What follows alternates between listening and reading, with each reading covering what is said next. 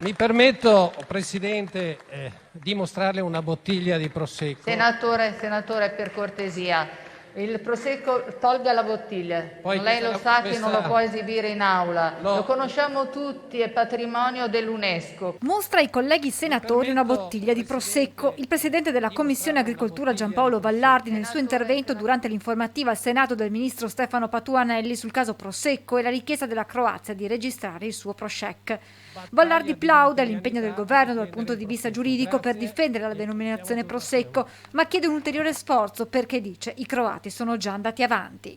Sono andato in Croazia, sono andato nella città di Rovigno con alcuni amici e ho visto che il Prosek loro ce l'hanno già pronto. Vallardi che poi spiega quale potrebbe essere il pericolo nel caso non si riesca a fermare il processo. Se passa la dicitura Prosek, apriamo un foro nella diga, quella diga che oggi sta proteggendo tutto l'Italian sounding.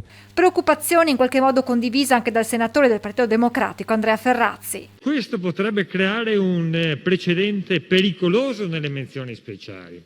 Io mi riferisco per esempio agli altri due grandi produttori di vino al mondo. Noi li invitiamo davvero a fare squadra con Francia, Spagna, con tutti quei paesi che hanno tutto l'interesse a combattere insieme. Un impegno che vede tutte le compagini politiche unite in un obiettivo comune. Perché la difesa di questo prodotto bandiera per noi è una difesa assolutamente centrale. Ribadisco il mio impegno di tutto il governo, metteremo in campo tutte le nostre forze ed energie per bloccare questa errata e assurda decisione che mortifica la storia e l'identità dei nostri territori e penalizza i nostri produttori e consumatori. Le parole del ministro Patuanelli durante l'informativa, dove ha ricordato che dopo la pubblicazione nella Gazzetta Ufficiale dell'Unione Europea l'Italia avrà 60 giorni per presentare le proprie ragioni in sede di opposizione.